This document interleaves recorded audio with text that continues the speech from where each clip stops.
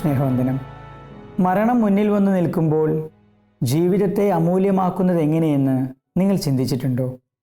നമ്മുടെയൊക്കെ ജീവിതത്തിലെ ലക്ഷ്യങ്ങളുടെ ചവിട്ടുപടി കയറി കയറി ഏറ്റവും അവസാനത്തെ ചവിട്ടുപടിയിലേക്ക് കയറാൻ നിൽക്കുമ്പോൾ അവിടേക്ക് കാൽ വയ്ക്കാൻ സാധിക്കാതെ വരുന്ന ഒരു നിമിഷത്തെക്കുറിച്ച് നിങ്ങൾ ചിന്തിച്ചിട്ടുണ്ടോ?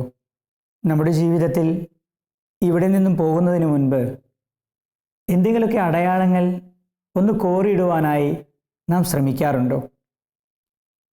നമ്മുടെയൊക്കെ ജീവിതത്തിൻ്റെ അമരത്വം എന്ന് പറയുന്നത് നമ്മുടെ ഇവിടുത്തെ പ്രവൃത്തികളും വാക്കുകളും നമ്മുടെ ചിന്തകളും നമ്മുടെ സ്നേഹം നിറഞ്ഞ പ്രവൃത്തികളൊക്കെയല്ലേ? അതൊക്കെ എങ്ങനെയാണ് നമ്മുടെ ഓർമ്മകൾ ഈ ലോകത്തിൽ എന്നെന്നും നിലനിൽക്കുവാനായിട്ട് നാം പരിശ്രമിക്കേണ്ടതെന്ന് നാം ചിന്തിച്ചു നോക്കിയിട്ടുണ്ടോ? ഇത്തരം ചോദ്യങ്ങൾക്കുള്ള നല്ല മനോഹരമായ ഉത്തരം നൽകുന്നൊരു കൃതിയാണ് പോൾ കലാനിധിയുടെ when breath becomes in air, പ്രാണൻ വായുവിലലിയുമ്പോൾ എന്ന കൃതി. ഈ കൃതി പ്രധാനമായും 5 ഭാഗങ്ങളിലൂടെയാണ് കടന്നു പോകുന്നത്. ആദ്യമായി തന്നെ ഈ കൃതിയുടെ അവതാരിക എഴുതിയ ഡോക്ടർ അബ്രഹാം വർഗീസ് പോൾ കലാനിധിയുടെ സഹപ്രവർത്തകനായിരുന്നു. 2ാം ഭാഗം ഇതിനൊരു നാന്ദി എഴുതിയിരിക്കുന്നത് ഗ്രന്ഥകർത്താവ് തന്നെയാണ്. താൻ വേദനയുടെയും സഹനങ്ങളുടെയും കാലങ്ങളിലൂടെ കഴിച്ചു കൂട്ടുമ്പോൾ ഗ്രന്ഥകർത്താവായ പോൾ കലാനിധി ഈ ഗ്രന്ഥരചന ഏറ്റെടുത്ത് ഈ ഗ്രന്ഥത്തിൻ്റെ രചന നിർവഹിക്കുമ്പോൾ അദ്ദേഹം എഴുതിയിട്ടുള്ള നാന്ദി. പിന്നീടാണ് പ്രധാന 2 ഭാഗങ്ങളായ ഒന്ന് പൂർണ്ണ ആരോഗ്യത്തോടെ ഞാൻ തുടങ്ങട്ടെ എന്നുള്ളൊരു ഭാഗവും മരണം വരെയും നിലയ്ക്കാതിരിക്കട്ടെ എന്ന 2ാം ഭാഗവും. അവസാനമായി ഈ പുസ്തകം അവസാനിപ്പിക്കുവാനായിട്ട് ഗ്രന്ഥകർത്താവിന് സാധിച്ചില്ല. അപ്പോഴേക്കും അദ്ദേഹത്തിന് ഈ ലോകത്തിൽ നിന്ന് പോകേണ്ടതായി വന്നു. ഈ ഗ്രന്ഥം അവസാനിപ്പിക്കുന്നത് അദ്ദേഹത്തിന് തന്നെ ഭാര്യയായ ലൂസി കലാനിധിയാണ്. ഇങ്ങനെ 5 ഭാഗങ്ങളിലൂടെയാണ് ഈ ഗ്രന്ഥം കടന്നു പോകുന്നത്. പുസ്തകം വായിച്ചു തുടങ്ങിയാൽ നിലത്ത് വയ്ക്കാതെ ഒറ്റയിരിപ്പിന് വായിച്ചു തീർക്കാൻ തോന്നിപ്പിക്കുന്നൊരു ഗ്രന്ഥം. അവസാനത്തെ താളുകളിലേക്കൊക്കെ മറിച്ചു നോക്കുമ്പോൾ ആരുടെയും കണ്ണുകളിൽ നിന്ന് കണ്ണുനീർ പൊടിയുമെന്നുള്ള കാര്യത്തിൽ സംശയമില്ല. നമുക്ക് ഇന്ന് ഈ കൃതിയെക്കുറിച്ച് ഒന്ന് പരിചയപ്പെടാം. ഡോക്ടർ അബ്രഹാം വർഗീസ് അദ്ദേഹത്തിൻ്റെ അവതാരിക ആരംഭിക്കുന്ന ഇപ്രകാരമാണ്: ഇതൊരു ആമുഖക്കുറിപ്പാണോ അതോ പോൾ കലാനിധിയുടെ അവസാന വാക്കുകളാണോ എന്ന് പറഞ്ഞുകൊണ്ടാണ് അദ്ദേഹം അവതാരിക ആരംഭിക്കുന്നത്. പോൾ കലാനിധിയെ 2014 മാത്രമാണ്, മരണത്തിന് 1 വർഷം മുൻപ് മാത്രമാണ് അവതാരിക എഴുതിയ ഡോക്ടർ അബ്രഹാം വർഗീസ് സഹപ്രവർത്തകനായിരുന്നു കണ്ടുമുട്ടുന്നത്. സ്റ്റാൻഫോർഡ് യൂണിവേഴ്സിറ്റിയിൽ വെച്ച് അദ്ദേഹത്തെ കണ്ട ആ ഓർമ്മകൾ അയവിറക്കുന്നുണ്ട്. ഇംഗ്ലീഷിലും ബയോളജിയിലും ബിരുദധാരിയായ അദ്ദേഹം ഇംഗ്ലീഷ് ഭാഷയിൽ മാസ്റ്റേഴ്സിന് പോകുന്നു. അതിനുശേഷം പോൾ കലാനിധി വൈദ്യശാസ്ത്ര രംഗത്തേക്ക് ചുവടുവെക്കുകയാണ്.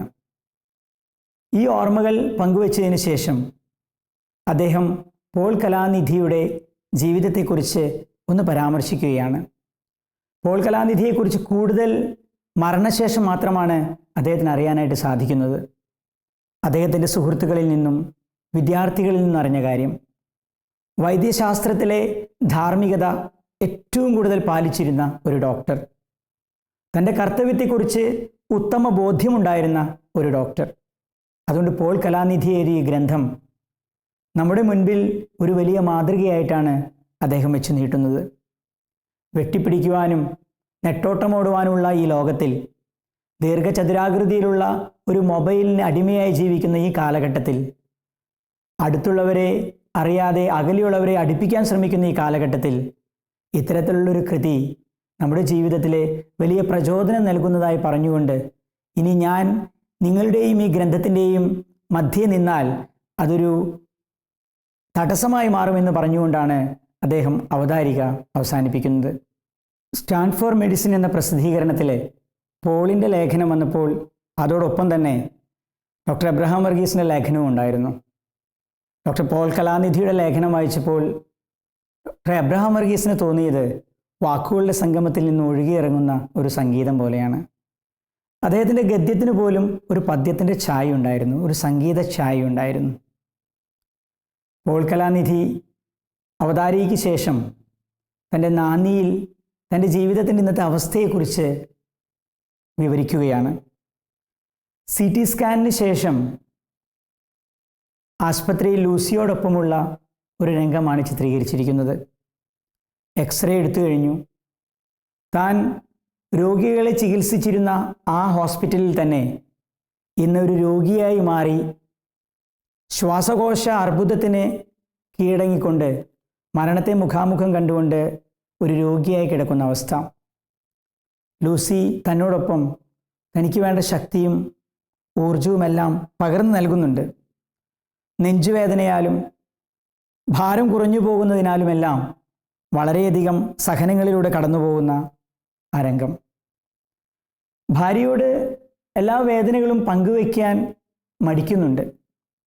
കാരണം ജീവിതത്തിൻ്റെ ഭാരിച്ചുത്തരവാദിത്തങ്ങൾക്കിടയിൽ അദ്ദേഹത്തിന് ചിലപ്പോഴൊക്കെ വീട്ടിലേക്ക് വരാനോ ഭാര്യയുമായി സമയം ചെലവഴിക്കാനോ സാധിക്കാതെ വന്നിട്ടുണ്ട്. ആ പരിഭവങ്ങളൊക്കെ അവിടെയുണ്ട്. ഇതിൽ നിന്നൊക്കെ ഒരു മോചനത്തിനായിട്ട് പോൾ കലാനിധി തൻ്റെ സുഹൃത്തുക്കളെ കാണുവാനായി ന്യൂയോർക്കിലേക്ക് പോകുവാനായിട്ട് തീരുമാനിക്കുകയാണ്. തന്നോട് എന്തൊക്കെയോ മറച്ചു വയ്ക്കുന്നു തൻ്റെ ഭർത്താവ് എന്നുള്ള പരിഭവത്താൽ ലൂസി ഭർത്താവിനോട് അല്പമൊന്ന് പിണങ്ങുന്നുണ്ട്. കൂടെ വരാമെന്ന് പറഞ്ഞ ലൂസി ഈ കാരണത്താൽ തന്നെ തനിക്ക് ഏകാന്തതയിൽ അല്പസമയം ഇരിക്കണമെന്ന് പറഞ്ഞ് അദ്ദേഹത്തോടൊപ്പമുള്ള യാത്ര ക്യാൻസൽ ചെയ്യുകയാണ്. പോൾ കലാനിധി ന്യൂയോർക്കിലേക്ക് പുറപ്പെടുന്നു. ലൂസി തന്നെയാണ് എയർപോർട്ടിലേക്ക് കൊണ്ടുചെന്നാക്കുന്നത്. അവിടെ ചെന്ന് സുഹൃത്തുക്കളൊക്കെ അദ്ദേഹത്തെ സ്വീകരിക്കാനായിട്ടുണ്ടായിരുന്നു. പക്ഷേ എങ്കിലും അദ്ദേഹത്തിൻ്റെ വേദന കലശലായി തീർന്നിരുന്നു. രോഗം എന്താണെന്ന് വ്യക്തമായിട്ട് ഡയഗ്നൈസ് ചെയ്തിട്ടുണ്ടായിരുന്നില്ല. ന്യൂയോർക്കിലെത്തി കൂട്ടുകാരോടൊപ്പം 2-3 ദിവസം ചെലവഴിച്ചപ്പോഴേക്കും അദ്ദേഹത്തിൻ്റെ ആരോഗ്യസ്ഥിതി വളരെ വഷളാവുകയാണ്. അങ്ങനെ അവിടെ നിന്നും അവരെല്ലാവരും കൂടി അവിടെ നിന്ന് തിരിച്ചയക്കുവാനായിട്ട് തീരുമാനിക്കുമ്പോഴാണ് ഇവിടെ നിന്നും തൻ്റെ രോഗത്തെക്കുറിച്ചുള്ള ആ നിർണയം തിരിച്ചറിയുന്നത്. തിരിച്ചെത്തിയപ്പോൾ ലൂസി അദ്ദേഹത്തെ സ്വീകരിക്കാനായി എയർപോർട്ടിലുണ്ടായിരുന്നു. കാര്യങ്ങളെല്ലാം അറിഞ്ഞ അവർ രണ്ടുപേരും അദ്ദേഹം ജോലി ചെയ്യുന്ന ഹോസ്പിറ്റലിലേക്ക് തന്നെ ചികിത്സയ്ക്കായിട്ട് പോവുകയാണ്. താൻ ചികിത്സിച്ചിരുന്ന അതേ മുറിയിലേക്ക്, രോഗികളെ ആശ്വസിപ്പിച്ചിരുന്ന അതേ മുറിയിലേക്ക് ഒരു രോഗിയായി കടന്നു ചെല്ലുന്നു. ഡോക്ടറെ കാത്തിരിക്കുകയാണ്. ഒരു നേഴ്സ് പതുക്കെ വന്ന് തല ഉയർത്തി നോക്കിക്കൊണ്ട് പറയുകയാണ്, അല്പസമയം കഴിഞ്ഞാൽ ഡോക്ടർ വരുമെന്ന്. അതൊരു പ്രതീക്ഷയുടെ വിളിയായിരുന്നു. പക്ഷേ താൻ ഇത്രനാളും കെട്ടിപ്പൊക്കിയ ആ വലിയ കൊട്ടാരമെല്ലാം, സ്വപ്നമെല്ലാം ഒരു നിമിഷത്തിലെ ആവിയായി പോകുന്ന പ്രതീതിയായിരുന്നു പോൾ കലാനിധിക്ക് അപ്പോഴുണ്ടായത്. ഇങ്ങനെ പറഞ്ഞുകൊണ്ടാണ് അദ്ദേഹം നാന്ദി ഉപസംഹരിക്കുന്നത്. അദ്ദേഹത്തിൻ്റെ ഗ്രന്ഥത്തിൻ്റെ ഏറ്റവും പ്രധാനപ്പെട്ട ഭാഗമായ പൂർണ്ണ ആരോഗ്യത്തോടെ ഞാൻ തുടങ്ങട്ടെ എന്ന ഭാഗം ദൈവവചനത്തോടു കൂടെയാണ് അദ്ദേഹം ആരംഭിക്കുന്നത്. ദൈവത്തിൻ്റെ കരങ്ങൾ എന്നിൽ ജീവൻ പകർന്നു, അനുഗ്രഹം ചൊരിഞ്ഞു എന്ന വചനത്തോടെയാണ് അദ്ദേഹം ആരംഭിക്കുന്നത്. അമ്മ അദ്ദേഹത്തിൻ്റെ ജീവിതത്തിലെ വായിക്കാനായി ഏറ്റവും പ്രചോദനം നൽകിയൊരു വ്യക്തിയാണ്. അമ്മയാണ് അദ്ദേഹത്തെ വായനയുടെ ലോകത്തിലേക്ക് കൈപിടിച്ചു കൊണ്ടുപോരുന്നത്. സാഹിത്യത്തിലെ ഇത്രമാത്രം താല്പര്യം അദ്ദേഹത്തിന് തോന്നാൻ കാരണവും അതുതന്നെ. അദ്ദേഹം ഒരു അനുഗ്രഹീതനായ എഴുത്തുകാരനായിരുന്നു. അതിന് കാരണം ഒരുപക്ഷെ കൊച്ചുനാൾ മുതൽ അദ്ദേഹത്തിന് അമ്മയിൽ നിന്ന് കിട്ടിയ വായനയുടെ വലിയ വസന്തമായിരിക്കാം. സാഹിത്യത്തോടുള്ള അദ്ദേഹത്തിൻ്റെ അടുപ്പം തന്നെയാണ് അദ്ദേഹം ഡിഗ്രിക്ക് ഇംഗ്ലീഷ് ഭാഷയിലെ അദ്ദേഹം ഗ്രാജുവേഷന് വേണ്ടി തയ്യാറെടുക്കുന്നത്. ജീവിതത്തിനിടയിലെ കൂട്ടുകാരിയിൽ നിന്ന് ലഭിച്ച ഒരു ശാസ്ത്രപ്രതിപാദിതമായ ശാസ്ത്ര സംബന്ധമായ ഒരു ഗ്രന്ഥം മസ്തിഷ്കത്തെക്കുറിച്ച് അറിയുവാൻ ഇടവരികയാണ്. അന്നു മുതലാണ് ഈ കുടുംബ ബന്ധങ്ങളുടെയും മനുഷ്യബന്ധങ്ങളുടെയും ഒക്കെ അടിസ്ഥാനം മസ്തിഷ്കമാണ് എന്നുള്ളൊരു തിരിച്ചറിവിൽ നിന്ന് മസ്തിഷ്കത്തെക്കുറിച്ച് കൂടുതൽ പഠിക്കണം എന്നുള്ളൊരു ആഗ്രഹത്തോടു കൂടിയാണ് ശാസ്ത്രഗ്രന്ഥങ്ങൾ പഠിക്കുവാനും വായിക്കുവാനുമായി അദ്ദേഹം തുനിഞ്ഞിറങ്ങുന്നത്.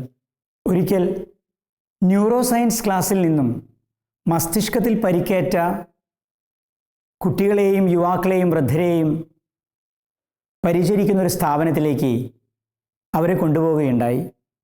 ഇത് അദ്ദേഹത്തിൻ്റെ ജീവിതത്തിലെ വല്ലാതെ സ്വാധീനിച്ചൊരു ദിനമായിരുന്നു. അവിടെ ചെന്നപ്പോൾ മസ്തിഷ്കത്തിന് രോഗം ബാധിച്ച കുട്ടികളുടെയും യുവാക്കളുടെയും ഒക്കെ കരച്ചിൽ അദ്ദേഹത്തിൻ്റെ ചെവിയിൽ അലയടിക്കുകയായിരുന്നു. അവരെക്കുറിച്ച് ചോദിച്ചപ്പോൾ കുട്ടികളെ പോലും മാതാപിതാക്കൾ അവിടെ കൊണ്ടുവന്നാക്കി ആദ്യം ആഴ്ചയിലോ മാസങ്ങളിലൊക്കെ വരുമായിരുന്നവർ പിന്നീട് കേവലം ക്രിസ്തുമസിനും ജന്മദിനങ്ങളിലും മാത്രം വരുന്ന കാഴ്ച, അനാഥമാക്കപ്പെടുന്ന ബാല്യങ്ങൾ, ഇതെല്ലാം കണ്ടപ്പോൾ ആ മാതാപിതാക്കൾക്ക് എങ്ങനെയാണ് ഈ കുഞ്ഞുമക്കളെ ഉപേക്ഷിക്കാൻ സാധിക്കുന്നു എന്നുള്ള ഒരു വലിയ ദുഃഖം, രോഷം അദ്ദേഹത്തിൻ്റെ മനസ്സിലേക്ക് കടന്നു വരുന്നുണ്ട്.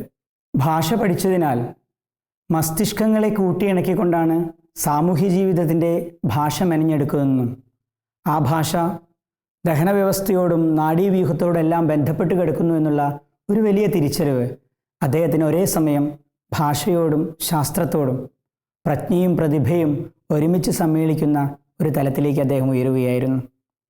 വിശുദ്ധ അഗസ്തീനോട് ദൈവം അരുളി ചെയ്തതുപോലെ എടുത്തു വായിക്കൂ എന്ന് പറഞ്ഞതുപോലെ ഒരു അരുളപ്പാട്, ഒരു ഉൾവിളി അദ്ദേഹത്തിൻ്റെ ജീവിതത്തിൽ ഉണ്ടാവുന്നുണ്ട്. ഈ പുസ്തകങ്ങളൊക്കെ മാറ്റിവെച്ചുകൊണ്ട് മെഡിസിൻ പ്രാക്ടീസ് ചെയ്യൂ എന്നുള്ള ഒരു ഉൾവിളി. ആ ഉൾവിളിയുടെ തീരുമാനം എടുത്തുകൊണ്ടാണ് അദ്ദേഹം വൈദ്യശാസ്ത്രത്തിലേക്ക് കാലെടുത്ത് വയ്ക്കുന്നത്. അങ്ങനെ വൈദ്യശാസ്ത്രത്തിലേക്ക് അഡ്മിഷൻ എടുക്കുവാനായിട്ടുള്ള ഭഗീരഥ പ്രയത്നത്തിന് ശേഷം യേലിലെ മെഡിക്കൽ സ്കൂളിൽ അഡ്മിഷൻ നേടുകയാണ്. അവിടെ വെച്ചാണ് താൻ ലൂസിയെ പരിചയപ്പെടുന്നതും ലൂസിയെ തൻ്റെ ജീവിതത്തിൻ്റെ പങ്കാളിയാക്കി മാറ്റുന്നതും. യേലിലെ മെഡിക്കൽ സ്കൂളിലെ അനുഭവങ്ങൾ അദ്ദേഹം പങ്കുവയ്ക്കുന്നുണ്ട്. ഓരോ ശവശരീരത്തിൻ്റെയും മുന്നിലേക്ക് കൊണ്ടുപോയി ആ ശവശരീരങ്ങൾ കീറിമുറിക്കുവാനായിട്ട് പ്രൊഫസർമാർ അവരോട് പറയുമ്പോൾ ഒരു ദയവുമില്ലാതെ കീറിമുറിച്ചിരുന്നവരിടയിൽ പോൾ കലാനിധി തികച്ചും വ്യത്യസ്തനായിരുന്നു. അനാട്ടമി പ്രൊഫസർ പറയും, മുഖത്തേക്ക് ഒരു വെള്ളത്തുണിയിട്ട് നിങ്ങൾ ആ ശരീരം കീറിമുറിക്കുക. അദ്ദേഹത്തിന് അത് സാധ്യമല്ലായിരുന്നു. അദ്ദേഹം ആ മുഖത്തേക്ക് നോക്കിക്കൊണ്ട് ഒരുപക്ഷെ മാപ്പ് പറയുക പോലും ചെയ്തിട്ടുണ്ട് എന്നാണ് പറയുന്നത്. കാരണം അതിനെ ശവശരീരം എന്നല്ല വിളിക്കേണ്ടത്, ഡോണർ എന്നാണ് വിളിക്കേണ്ടതെന്ന് കൂടെ അവിടെ രേഖപ്പെടുത്തുന്നുണ്ട്. ഓരോ ശവശരീരങ്ങളോട് പോലും താൻ എങ്ങനെയാണ് പെരുമാറേണ്ടത്, അവർ ഈ ലോകത്ത് ജീവിക്കുമ്പോൾ എങ്ങനെയായിരുന്നു, അവരുടെ മുഖം എന്താണ് സംസാരിക്കുന്നത് എന്നൊക്കെ അദ്ദേഹം ഓർത്തെടുക്കുന്നുണ്ട്. ഒരു ശരീരം കീറിമുറിച്ചപ്പോൾ ആ ശരീരത്തിൽ വയറിൽ നിന്നും കിട്ടിയ വേദന സംഹാരികൾ അദ്ദേഹം എത്രമാത്രം വേദന അനുഭവിച്ചുകൊണ്ടായിരിക്കാം മരിച്ചത് എന്ന് അദ്ദേഹം വളരെ ദുഃഖിക്കുന്നുണ്ട്. ഇത്തരത്തിലെ യേലിലെ മെഡിക്കൽ സ്കൂളിലെ മെഡിക്കൽ വിദ്യാഭ്യാസ കാലഘട്ടത്തിലെ അനുഭവങ്ങൾ അദ്ദേഹം പങ്കുവയ്ക്കുന്നുണ്ട്. ഒരിക്കലും അദ്ദേഹത്തെ ഗൈനക്കോളജി ഡിപ്പാർട്ട്മെൻറ്റിൽ പ്രസവം എടുക്കുന്നതിന് വേണ്ടി അയക്കുന്നുണ്ട്. ഒരു കുഞ്ഞിൻ്റെ ജീവൻ തൻ്റെ കൈകളിലേക്ക് എടുക്കുമ്പോഴുണ്ടാകുന്ന ആ പ്രതീതിയും അത് പുറത്ത് കാത്തിരിക്കുന്നവരിലേക്ക് ചെന്ന് പറയുമ്പോൾ ഒരു പ്രവാചകനെ പോലെ ആ സന്തോഷവാർത്ത അറിയിക്കുമ്പോഴുണ്ടാകുന്ന പ്രതീതിയെല്ലാം ഗ്രന്ഥകർത്താവ് വളരെ ഹൃദയസ്പൃക്കായിട്ട് വർണ്ണിക്കുന്നുണ്ട്. എല്ലാവരും 4-ാം വർഷം ജീവിതശൈലി രോഗങ്ങളുടെ സ്പെഷ്യലൈസേഷന് വേണ്ടി പോയപ്പോൾ അദ്ദേഹം തീരുമാനിച്ചത്, പോൾ കലാനിധി തീരുമാനിക്കുന്നത് ന്യൂറോ സർജറിക്കായി പോകുമെന്നാണ്. കാരണം മസ്തിഷ്കങ്ങളെക്കുറിച്ചുള്ള പഠനം തീർച്ചയായിട്ടും അത് ജീവിതത്തെ മാറ്റിമറിക്കുന്നതാണ്. അതിൻ്റെ സർജറിയൊക്കെ 9-10 മണിക്കൂറുകൾ നീണ്ടു നിൽക്കുമെങ്കിലും ജീവിതത്തിലേക്ക് മറ്റുള്ളവർ രോഗങ്ങളെ ചികിത്സിക്കുമ്പോൾ ഇത് ഒരു ജീവനെയാണ് പിടിച്ചെടുക്കുന്നത്, ഒരു ജീവന് വേണ്ടിയാണ് പൊരുതുന്നത് എന്നുള്ളൊരു വലിയ തിരിച്ചറിവാണ് അദ്ദേഹം ന്യൂറോ സർജൻ വിഭാഗത്തിലേക്കായിട്ട് തൻ്റെ സ്പെഷ്യലൈസേഷനിൽ തീരുമാനിക്കുന്നത്. ആ സമയത്ത് തന്നെയാണ് ഒരു കുട്ടിയുടെ തലവേദനയുമായി അവിടെ ഹോസ്പിറ്റലിൽ ഒരു കേസ് വരുന്നത്. ആ കുട്ടിയുടെ തലവേദനയ്ക്ക് കാരണമായ ട്യൂമർ നീക്കം ചെയ്യുവാനുള്ള ആ പ്രയത്നത്തിൽ അദ്ദേഹവും കൂടി പങ്കുചേരുന്നുണ്ട്. മാത്യു എന്ന കുട്ടിയുടെ ഹൈപ്പോതലാമസിന് ചേർന്നുള്ളൊരു ഭാഗത്ത് ട്യൂമർ വന്നപ്പോൾ ആ ട്യൂമർ നീക്കം ചെയ്യുന്നത് അത്ര എളുപ്പമല്ലായിരുന്നു. സർജൻ മൂക്കിലൂടെ എൻഡോസ്കോപ്പ് ചെയ്ത് തലയോട് തുരന്നുകൊണ്ടാണ് ആ ഹൈപ്പോതലാമസിന് യാതൊരു തകരാറും വരാതെ ആ ട്യൂമർ റിമൂവ് ചെയ്യുന്നത്. അതിനോടൊപ്പം ഭാഗവാക്കായതിനു ശേഷം മാത്യു എന്ന ആ ആൺകുട്ടിയെ കുറച്ച് ദിവസങ്ങൾക്ക് ശേഷം അവിടെ ഹോസ്പിറ്റലിൽ ഓടിക്കളിക്കുന്ന അവനെ കണ്ടപ്പോൾ അതുണ്ടാക്കുന്ന ഒരു സന്തോഷം ഒരു ഡോക്ടറെ സംബന്ധിച്ചിടത്തോളം താൻ ചികിത്സിച്ച ആ വലിയൊരു ആപത്തിൽ നിന്നും കൈപിടിച്ചുയർത്തിയ ആ രോഗിയെ കാണുമ്പോഴുണ്ടാകുന്ന ഒരു സന്തോഷമുണ്ട്, വാക്കുകളെ കൊണ്ട് വർണ്ണിക്കാൻ സാധിക്കാത്തത്. അതുകൊണ്ട് തന്നെയാണ് അദ്ദേഹം ഇത്തരത്തിലൊരു സ്പെഷ്യലൈസേഷന് വേണ്ടി തീരുമാനമെടുക്കുന്നതും.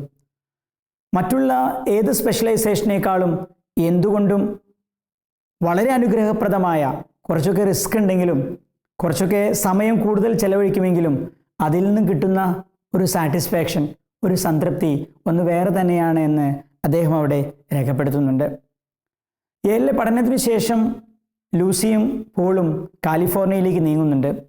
അതിനിടയിലാണ് കാലിഫോർണിയയിൽ വെച്ച് 2 കൂട്ടുകാരെ അദ്ദേഹത്തിന് കിട്ടുന്നുണ്ട്. ഒന്ന് ജെഫും വിക്ടോറിയയും. ജെഫും അദ്ദേഹത്തിൻ്റെ സഹപാഠിയായിരുന്നു. ജെഫ് വളരെ നല്ലൊരു ഡോക്ടറായിരുന്നു. പക്ഷേ ജെഫിൻ്റെ മരണവാർത്ത, താൻ ചികിത്സിച്ച ഒരു രോഗി മരണത്തിന് കീഴ്പ്പെട്ടു എന്ന് പറഞ്ഞപ്പോൾ ജെഫിനത് താങ്ങാൻ പറ്റാതെ ബിൽഡിങ്ങിൻ്റെ മുകളിൽ നിന്നും ചാടി ആത്മഹത്യ ചെയ്യുന്നുണ്ട്. സാന്റിയോഗയിൽ ഒരു പ്രബന്ധം അവതരിപ്പിച്ചു കൊണ്ടിരിക്കുമ്പോഴാണ് വിക്ടോറിയ ഈ വാർത്ത പോൾ കലാനിധി അറിയിക്കുന്നത്. ഈ വാർത്ത അദ്ദേഹത്തെ വല്ലാതെ ദുഃഖത്തിലാഴ്ത്തുന്നുണ്ട്. തൻ്റെ മെഡിക്കൽ പഠനകാലത്ത് ധാരാളം മരണങ്ങൾ കൺമുൻപിൽ കണ്ട അനുഭവങ്ങൾ അദ്ദേഹം വർണ്ണിക്കുന്നുണ്ട്. തലയ്ക്ക് പരിക്കേറ്റ് വന്ന അനേകം മരണങ്ങൾ. മസ്തിഷ്കവും ബോധവും എപ്രകാരമാണോ കെട്ടുപിണഞ്ഞ് കിടക്കുന്നത്, അതുപോലെ തന്നെയാണ് ജീവിതവും മരണവും കെട്ടുപിണഞ്ഞ് കിടക്കുന്നതെന്നാണ് അദ്ദേഹം വരച്ചു വയ്ക്കുന്നത്. തലയ്ക്ക് പരിക്കേറ്റ് വന്നവരുടെ അവസ്ഥയെക്കുറിച്ച് ബന്ധുക്കളോട് പറയേണ്ടി വരുന്ന ഒരു സന്ദർഭം. മസ്തിഷ്ക മരണം സംഭവിക്കുമ്പോൾ അത് ബന്ധുക്കളോട് പറയേണ്ടി വരുന്ന ഒരു സന്ദർഭം.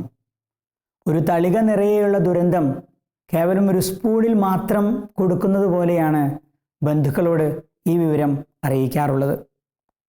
അച്ഛൻ്റെ ഹോസ്പിറ്റൽ ഒരിക്കൽ സന്ദർശിക്കുന്നുണ്ട് കിങ്മാനിൽ. അവിടെ അച്ഛൻ തൻ്റെ രോഗികളെ എപ്രകാരമാണ് സാന്ത്വനിപ്പിക്കുന്നത്, എപ്രകാരമാണ് പരിചരിക്കുന്നത് എന്ന് ഒരു വലിയ മാതൃകയാക്കി ലൂസിയും പോളും സ്വീകരിക്കുന്നുണ്ട്. ഓപ്പറേഷൻ തിയേറ്ററുകളിലെ മുയലിനെ പോലെയല്ല, ചിലപ്പോൾ ആമയെപ്പോലെ പെരുമാറേണ്ടതായിട്ട് വരും.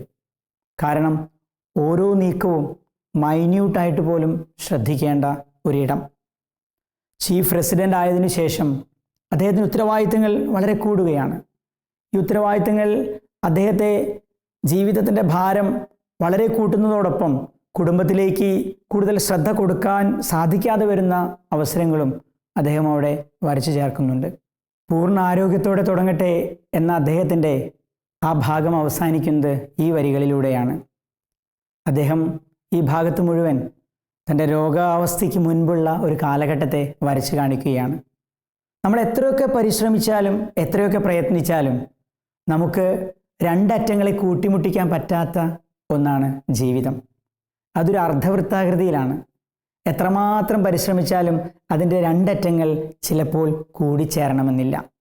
എങ്കിലും നമ്മൾ പരിശ്രമിച്ചുകൊണ്ടേയിരിക്കണം എന്ന വാക്കുകളിലൂടെയാണ് അദ്ദേഹം ഗ്രന്ഥത്തിൻ്റെ 1-ാം ഭാഗം, പൂർണ്ണ ആരോഗ്യത്തോടെ ഞാൻ തുടങ്ങട്ടെ എന്ന 1-ാം ഭാഗം അവസാനിപ്പിക്കുന്നത്. 2-ാമത്തെ ഭാഗം മരണം വരെയും നിലയ്ക്കാതിരിക്കട്ടെ എന്ന അദ്ദേഹത്തിൻ്റെ ഭാഗം. അദ്ദേഹത്തിൻ്റെ ശ്വാസകോശ അർബുദം ഡയഗ്നൈസ് ചെയ്തതിന് ശേഷമുള്ള അദ്ദേഹത്തിൻ്റെ ജീവിതത്തെ വരച്ച് കാണിക്കുകയാണ് ഈ താളുകളിൽ. ആരാണോ മനുഷ്യനെ മരണമുണ്ടെന്ന് പഠിപ്പിച്ചത്, അവർ അവരെ ജീവിക്കാനും പഠിപ്പിക്കട്ടെ എന്ന കവിയുടെ വാക്കുകളിലൂടെയാണ് ഈ ഭാഗം അദ്ദേഹം ആരംഭിക്കുന്നത്. ആശുപത്രി കിടക്കയിലാണ്. തൻ്റെ വെയിറ്റ് വല്ലാതെ കുറഞ്ഞു വരുന്നു. തനിക്ക് നല്ല നടുവേദനയുണ്ട്. തനിക്ക് സ്വന്തമായി കാര്യങ്ങൾ ചെയ്യാൻ സാധിക്കാതെ വരുന്നു. ലൂസി അടുത്തുണ്ട്. രോഗത്തിൻ്റെ തീവ്രതയും ഗൗരവവും തിരിച്ചറിഞ്ഞ ലൂസി കണ്ണുനീർ വാർക്കുന്നുണ്ട്. ഒപ്പം പോൾ കലാനിധിയും എന്ത് ചെയ്യണമെന്നറിയാതെ ആശുപത്രി കിടക്കയിൽ കിടന്നുകൊണ്ട് കണ്ണുനീർ വാർക്കുന്നുണ്ട്. ഞാൻ നിന്നെ സ്നേഹിക്കുന്നു പോൾ എന്ന് പറയുമ്പോൾ പോൾ പറയുന്നത്, എനിക്ക് നിന്നെ ഉപേക്ഷിച്ച് പോകാനായിട്ട് സാധിക്കില്ല. I don't want to die. കാരണം നിന്നെ തനിച്ചാക്കി പോകാനായിട്ട് എനിക്ക് സാധിക്കുകയില്ല എന്ന് പറയുന്ന ഒരു വലിയ നിഷ്കളങ്ക സ്നേഹത്തിൻ്റെ, ആത്മാർത്ഥ സ്നേഹത്തിൻ്റെ ദമ്പതിമാർ എന്നുള്ള ഒരു വലിയ മാതൃകാ സങ്കല്പം നമുക്കവിടെ അവർ രണ്ടുപേരിലും കാണുവാൻ സാധിക്കുന്നുണ്ട്. അവർ പറയാറുണ്ട് അത്രേ കൂട്ടുകാരോട്, സ്നേഹം എന്താണെന്ന് തിരിച്ചറിയണമെങ്കിൽ ഇണകൾക്ക് ആർക്കെങ്കിലും ഒരു അസുഖം വന്നാൽ മതി. അപ്പോഴാണ് അവർ പരസ്പരമുള്ള സ്നേഹം ശരിക്കും അതിൻ്റെ ആഴത്തിൽ തിരിച്ചറിയുവാനായിട്ട് സാധിക്കുക എന്നുള്ളത്. പോള് ലൂസിയോട് പറയുന്നുണ്ട്, തൻ്റെ മരണശേഷം നീ തനിച്ചാകരുത്, നീ മറ്റൊരു വിവാഹം ചെയ്യണമെന്ന് ലൂസിയോട് പറയുന്നുണ്ട്. കാരണം ലൂസി തനിച്ചായി കഴിഞ്ഞാൽ അത് താങ്ങാൻ സാധിക്കുന്നതിനേക്കാളും അധികമായിരുന്നു അതിൻ്റെ വേദന പോളിനെ സംബന്ധിച്ചിടത്തോളം. അതുകൊണ്ട് തന്നെയാണ് ലൂസിയോട് മറ്റൊരു വിവാഹത്തെക്കുറിച്ച് ചിന്തിക്കുവാനായിട്ട് മരണക്കിടക്കയിൽ കിടന്നുകൊണ്ട് പോള് ലൂസിയോട് പറയുന്നത്. അദ്ദേഹത്തിൻ്റെ ആരോഗ്യം കുറച്ച് സ്വസ്ഥമായപ്പോൾ വീണ്ടും ഓപ്പറേഷൻ തിയേറ്ററിലേക്ക് പോകാൻ ആഗ്രഹം പ്രകടിപ്പിച്ചതുകൊണ്ട് അദ്ദേഹത്തിനോട് പോയിക്കൊള്ളാൻ ഡോക്ടർ അനുവാദം നൽകുന്നുണ്ട്. ഒരു ദിവസം ഒരു കേസ് മാത്രം എടുത്താൽ മതി എന്ന് പറയുന്നുണ്ട്. തിയേറ്ററിൽ പോയതിന് ശേഷം ചിലപ്പോഴൊക്കെ പ്രക്രിയകൾ ആരംഭിക്കുമ്പോൾ ഒന്നിനു ശേഷം മറ്റെന്ത് എന്നുള്ള ഒരു ഓർമ്മയ്ക്ക് അദ്ദേഹത്തിനൊരു മെമ്മറി ലോസ് വരുന്നത് പോലെയൊക്കെ സംഭവിക്കുന്നുണ്ട്. ഒരു കുട്ടിയുടെ ദ്രവിച്ച എല്ല് റിമൂവ് ചെയ്യുന്ന സമയത്ത് അത് കീറി മുറിച്ചതിന് ശേഷം അടുത്തത് എന്ത് എന്ന് ഓർക്കാതെ അതിനുവേണ്ടി കഷ്ടപ്പെടുന്ന, അതിനുവേണ്ടി പരതുന്ന പോളിനെ നമുക്ക് ഓപ്പറേഷൻ തിയേറ്ററിൽ കാണാൻ സാധിക്കുന്നുണ്ട്. അദ്ദേഹം പറയുന്നുണ്ട്, 3 മാസമാണ് എനിക്കിനി ജീവിതം ബാക്കിയുള്ളതെങ്കിൽ ഞാൻ എൻ്റെ കുടുംബത്തോടൊപ്പം ചെലവഴിക്കും. 1 കൊല്ലം എനിക്ക് കിട്ടുകയാണെങ്കിൽ ഞാനൊരു പുസ്തകം എഴുതും. അതെ, ഈ നമ്മുടെ കയ്യിലുള്ളൊരു പുസ്തകം. അദ്ദേഹം ഈ വേദനയുടെയും സഹനത്തിൻ്റെയും ഒക്കെ നടുവിലിരുന്നു കൊണ്ട് നമ്മൾക്കായി, രോഗികൾക്കായി, വേദന അനുഭവിക്കുന്നവർക്കായി, കുഞ്ഞിനായി, വരാൻ പോകുന്ന കുഞ്ഞിനായി, കുടുംബത്തിനായൊക്കെ സമർപ്പിക്കുകയാണ്. അവിടെ 10 വർഷമാണെങ്കിൽ ഞാൻ ഇനിയും രോഗികളുടെ അടുത്തേക്ക് പോയി അവരെ ശുശ്രൂഷിക്കുമെന്ന് പോൾ കലാനിധി പറയുന്നതായിട്ട് കാണാം. ജോബിൻ്റെ പുസ്തകം വായിച്ച് ഓർക്കുന്നുണ്ട് അദ്ദേഹം. ഈ സഹനങ്ങളൊക്കെ ഉണ്ടെങ്കിലും ദൈവം തന്നെ കാത്തു പരിപാലിക്കുമെന്നുള്ള ഒരു വലിയ ദൃഢവിശ്വാസം അദ്ദേഹത്തെ മുന്നോട്ട് കൊണ്ടുപോകുന്നുണ്ട്. ദൈവനീതിയേക്കാൾ ദൈവകരുണയെക്കുറിച്ച്, ഈശോ പറഞ്ഞ ദൈവകരുണയെക്കുറിച്ചാണ് അദ്ദേഹം അവിടെ പരാമർശിക്കുന്നത്. 3ാമത്തെ CT സ്കാൻ്റെ റിസൾട്ട് വന്നപ്പോഴാണ് സംഗതികളെല്ലാം കുഴഞ്ഞു മറിയുന്നത്. മറ്റൊരു വലിയ ട്യൂമർ പ്രത്യക്ഷപ്പെട്ടിരിക്കുന്നു. അതിന് ഇനി കൂടുതൽ കാലം നൽകുവാനായിട്ട് സാധിക്കുകയില്ല എന്നൊരു വലിയൊരു തിരിച്ചറിവ്. അങ്ങനെ രോഗം വല്ലാതെ വഷളാവുന്നു. ഈ സമയത്ത് ലൂസി ഗർഭിണിയാണ്. ഗർഭിണിയായിരിക്കുമ്പോഴും പോളിനെ കൊണ്ട് ഹോസ്പിറ്റലിൽ കൊണ്ടുവന്ന് അഡ്മിറ്റാക്കി. അനങ്ങാൻ സാധിക്കാത്ത പോളിനോടൊപ്പം ലൂസി മാതാപിതാക്കളുണ്ട്. ലൂസി ഒരു കുഞ്ഞിന് ജന്മം നൽകുന്നു. ഓമനത്തോടുകൂടി എലിസബത്ത് എന്ന പേരുള്ള അവളെ കാടി എന്നാണ് വളരെ സ്നേഹത്തോടുകൂടി വിളിച്ചിരുന്നത്. ഈ കുഞ്ഞിൻ്റെ ജനനം തീർച്ചയായിട്ടും ഈ സങ്കടകരമായ അവസ്ഥയിൽ പോളിന് വലിയൊരു ആശ്വാസം തന്നെയായിരുന്നു. പക്ഷെ കുഞ്ഞിനെ എടുക്കാനോ കുഞ്ഞിനെ താലോലിക്കാനോ ഒന്നും പോളിന് സാധിച്ചിരുന്നില്ല. കുഞ്ഞിനെ പോളിൻ്റെ അടുത്ത് കൊണ്ടുപോയി പോളിൻ്റെ മടിയിൽ വെച്ചപ്പോൾ കുഞ്ഞിനെ എടുക്കുവാനുള്ള ആ ശേഷി പോലും ഇല്ലാത്ത കാരണം ലൂസി കുഞ്ഞിനെ പതുക്കെ താങ്ങി കൊടുക്കുന്നുണ്ട്. എങ്കിലും ആ കുഞ്ഞിൻ്റെ കളിയും ചിരിയും പുഞ്ചിരിയും പോളിൻ്റെ മനസ്സിലേക്ക് വല്ലാതെ പ്രതീക്ഷകളെയും സ്വപ്നങ്ങളെയും നൽകുന്നതായിട്ട് നമുക്ക് കാണുവാനായിട്ട് സാധിക്കും. പോളിൻ്റെ അവസ്ഥ കുറച്ചും കൂടെ വഷളാവുകയാണ്. ശ്വാസമെടുക്കാൻ തന്നെ ബുദ്ധിമുട്ടാവുന്നു. അങ്ങനെ 7-8 മാസം കുഞ്ഞിനോടൊപ്പം അദ്ദേഹം ജീവിക്കുന്നുണ്ട്. കുഞ്ഞിനെ മടിയിൽ വെച്ചുകൊണ്ട് അവസാന നാളുകളിൽ കുഞ്ഞിനെ മടിയിൽ വെച്ചുകൊണ്ട് കളിപ്പിക്കുവാനായിട്ട് പരിശ്രമിക്കുന്നുണ്ട്. കുഞ്ഞിൻ്റെ ചിരിയൊക്കെ പോളിൻ്റെ ജീവിതത്തിൽ നൽകുന്ന വലിയൊരു ആശ്വാസം. അവസാനത്തെ ആഴ്ചയായപ്പോഴേക്കും, മരണത്തിന് മുൻപുള്ള അവസാനത്തെ ആഴ്ചയായപ്പോഴേക്കും പോളിനൊന്നും ചെയ്യാൻ സാധിക്കാതെ വന്നു. ശ്വാസമെടുക്കാതെ വന്നപ്പോൾ ഹോസ്പിറ്റലിൽ കൊണ്ടുപോയി അഡ്മിറ്റ് ചെയ്തു. ഇനി ആകെ രക്ഷ വെൻറ്റിലേറ്ററാണ്. പക്ഷേ ആ വെൻറ്റിലേറ്റർ ട്യൂബ് ഇട്ടാലും അധികം കാലം ഉണ്ടാവില്ല എന്നുള്ളൊരു വലിയ തിരിച്ചറിവ്. അദ്ദേഹം പറയുകയാണ്, വേണ്ട, എനിക്കൊരു സമാശ്വാസ പരിചരണം മാത്രം മതി. ആ ഒരു തീരുമാനത്തിൽ നിന്നുകൊണ്ട് കുഞ്ഞിനെ കൊണ്ടുവരുന്നുണ്ട് ഹോസ്പിറ്റലിലേക്ക്. തൻ്റെ പപ്പയോട് അവസാനത്തെ അന്തിമയാത്ര നൽകുവാനായി. കാടിമോൾ വന്ന് പപ്പയുടെ നെറ്റിയിൽ മുത്തം കൊടുത്ത് ഒന്നും അറിയാതെ പപ്പയുടെ ബ്ലാങ്കറ്റ് എല്ലാം പിടിച്ച് വലിക്കുന്ന കാടിമോളെ പോൾ കലാനിധി നിസ്സഹായനായി നോക്കി നിൽക്കുന്ന ഒരു രംഗമുണ്ട്. ലൂസിയും അവിടെയുള്ള മാതാപിതാക്കളുടെ ഒക്കെ കണ്ണുകൾ നിറഞ്ഞൊഴുകുകയായിരുന്നു. പോൾ കലാനിധി പറയുകയാണ്, ഞാൻ തയ്യാറാണ് ലൂസി എന്ന്. എൻ്റെ ശ്വാസോച്ഛ്വാസത്തിൻ്റെ ട്യൂബ് എടുത്തുകൊള്ളൂ, മോർഫിൻ ഗുളികകൾ തന്നുകൊണ്ട് ഞാൻ തയ്യാറാണ് എന്ന്. ആ തയ്യാറെടുപ്പ് മരണത്തിലേക്കുള്ള ഒരു തയ്യാറെടുപ്പായിരുന്നു. അദ്ദേഹത്തിൻ്റെ ഗ്രന്ഥം അവസാനിപ്പിക്കാനായിട്ട് സാധിക്കുന്നില്ല. അദ്ദേഹം ഒരു വാക്കുകൾ, ഒരു സന്ദേശം മകൾക്ക് നൽകിക്കൊണ്ടാണ്. മകൾ 15 വയസ്സാകുമ്പോൾ പപ്പ ഡാഡി എങ്ങനെയായിരുന്നു എന്നുള്ളത് അറിയണം, ഞാൻ നൽകുന്ന സന്ദേശം എന്താണെന്ന് അറിയണമെന്ന് പറഞ്ഞുകൊണ്ട് ഇങ്ങനെ കുറിച്ചു വയ്ക്കുന്നുണ്ട്. നിനക്ക് ലഭിച്ച ജീവിതത്തിലെ ഒരുപാട് നിമിഷങ്ങളിലൊന്നിൽ ഈ ഭൂമിയിലേക്ക് നീ വന്നു. ഇവിടെ നീ ഒരു കണക്ക് പുസ്തകം സൂക്ഷിക്കേണ്ടതുണ്ട്. അതിൽ നീ നിൻ്റെ സ്വന്തം കണക്കുകൾ കുറിക്കുക. നീ എന്തായിരുന്നുവെന്നും ഈ ലോകത്തിനു വേണ്ടി നീ എന്തു ചെയ്തു എന്നും അതിലെഴുതണം. അക്കൂട്ടത്തിൽ മരിച്ചുകൊണ്ടിരിക്കുന്ന ഒരു മനുഷ്യന് നീ യഥാർത്ഥ ആനന്ദത്തിൻ്റെ മൃഷ്ടാന്ന ഭോജനം നൽകി എന്ന കാര്യം രേഖപ്പെടുത്താതിരിക്കരുത്. ഇതെൻ്റെ പ്രാർത്ഥനയാണ്. ആ മനുഷ്യൻ ഞാനാണ്. അതുവരെയുള്ള ജീവിതത്തിൽ ഞാൻ അനുവദിക്കാതിരുന്ന ആനന്ദമായിരുന്നു അത്. ഇനിയും കൂടുതൽ കൂടുതൽ വേണം എന്ന ആഗ്രഹം ശമിപ്പിച്ച് എനിക്ക് പൂർണ്ണ തൃപ്തി നൽകിയ ആനന്ദഭിക്ഷ. ഈ വരികൾ കുറിക്കുമ്പോൾ ഇപ്പോൾ ഞാൻ പറയട്ടെ, അത് വളരെ മഹത്തായൊരു കാര്യമാണ്. ഈ ഒരു സന്ദേശം നൽകിയാണ് അദ്ദേഹത്തിൻ്റെ കൃതി അവസാനിപ്പിക്കുന്നത്. പക്ഷേ അദ്ദേഹം ആ കൃതി പൂർണ്ണമായ രീതിയിൽ അവസാനിപ്പിക്കാൻ സാധിക്കാത്തതുകൊണ്ട് അദ്ദേഹത്തിൻ്റെ ഭാര്യ ലൂസിയാണ് ഈ കൃതിയെ അവസാനിപ്പിക്കുന്നത്. അവസാന നാളുകളിലെ ലൂസി പോളിൻ്റെ നെഞ്ചിൽ തൻ്റെ തല വെച്ചുകൊണ്ട് ചോദിക്കുന്നുണ്ട്, ഞാനിങ്ങനെ തല വെച്ച് കഴിയുമ്പോൾ എനിക്ക് ശ്വസിക്കാൻ സാധിക്കുന്നുണ്ടോ എന്ന്. പോൾ പറയുന്നത്, അപ്പോൾ മാത്രമാണ് എനിക്ക് ശ്വസിക്കാൻ സാധിക്കുന്നത് എന്നാണ്. അവർ പരസ്പരം ആലിംഗനബദ്ധരായി സ്നേഹം പങ്കുവയ്ക്കുന്നുണ്ട്. അവസാനം ഈ വേദനകൾക്കിടയിലും ഈ പുസ്തകം അവസാനിപ്പിച്ച് പ്രസിദ്ധീകരിക്കണമെന്നുള്ള പോളിൻ്റെ വലിയ ആഗ്രഹത്തെ സഫലമാക്കുകയാണ് ലൂസി ചെയ്യുന്നത്. ഈ വേദനകളുടെ എല്ലാം തിരിച്ചറിവ് ലോകത്തിനുണ്ടാവുന്നത്, മറ്റു ജനങ്ങൾക്കും ബന്ധുക്കളും തിരിച്ചറിയുന്നത് ഈ പുസ്തകം പ്രസിദ്ധീകരിച്ചതിന് ശേഷം മാത്രമാണ്. 2015 മാർച്ച് 9 അങ്ങനെ പോൾ ഈ ലോകത്തോട് വിട പറയുകയാണ്. അതിനുശേഷം ഈ പുസ്തകം ലോകത്തിന് മുൻപിൽ 2016 അവതരിപ്പിച്ചപ്പോഴാണ് ഈ മരണത്തിനെ മുഖാമുഖം കണ്ടുകൊണ്ടുള്ള ഈ ജീവിതം, പോളിൻ്റെയും ലൂസിയുടെയും ഈ ജീവിതം മറ്റുള്ളവരുടെ മുൻപിൽ അനാവരണം ചെയ്യപ്പെടുന്നത് ഈ കൃതി പുറത്തിറങ്ങിയപ്പോഴാണ്. പോളിനെ പസഫിക് സമുദ്രത്തിന് തീരത്തുള്ള സാന്താക്രൂസ് പർവ്വതനിരകളുടെ താഴ്വരയിലാണ് അടക്കം ചെയ്തിരിക്കുന്നത്. ആ ബീച്ച് അവർക്ക് രണ്ടുപേർക്കും ഏറ്റവും ഇഷ്ടമുള്ളൊരു ബീച്ചാണ്. അവരുടെ കുറേ നല്ല സമയങ്ങൾ അവർ അവിടെ ചിലവഴിച്ചിട്ടുണ്ട്. കാഡിയോടൊപ്പം പോയ നല്ല ഓർമ്മകളെ ലൂസി അയവിറക്കുന്നുണ്ട്. ലൂസി കാഡിമോളുമായി ആ പപ്പയുടെ കുഴിമാടത്തിനിടയിൽ പോയി നിന്നുകൊണ്ട് നല്ല നിമിഷങ്ങളെ ഓർത്തോർത്ത് പ്രാർത്ഥിക്കുവാനായിട്ടും സമയം ചെലവഴിക്കുവാനായിട്ടും ആ കുഴിമാടത്തിൽ പോകുന്നതായിട്ട് അവസാന പേജുകളിൽ നമുക്ക് കാണുന്നുണ്ട്.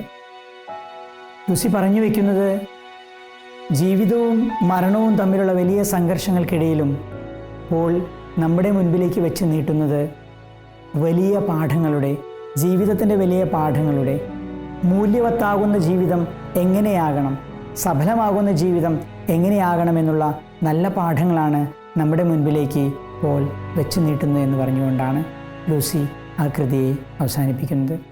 ഈ കൃതി നാം ഓരോരുത്തരും വായിക്കണം. ഇതിൽ നിന്ന് കിട്ടുന്ന വലിയൊരു മോട്ടിവേഷനുണ്ട്. തകർന്നവർക്കും ജീവിതത്തിൽ പ്രതീക്ഷയില്ലാത്തവർക്കെല്ലാം ജീവിക്കാൻ നൽകുന്ന, ജീവിതം എങ്ങനെ ജീവിക്കണമെന്ന് നമ്മെ പഠിപ്പിക്കുന്ന വലിയ തത്വങ്ങൾ നൽകുന്ന പോൾ കലാനിധിയുടെ പ്രാണൻ വായുവിലലിയുമ്പോൾ എന്ന കൃതി, വെൻ ബ്രെത്ത് ബിക്കംസ് എയർ, നമുക്കെല്ലാവർക്കും തീർച്ചയായിട്ടും ഉപകാരപ്പെടും എന്ന് ഓർമ്മപ്പെടുത്തിക്കൊണ്ട് നിർത്തട്ടെ. നന്ദി, നമസ്കാരം.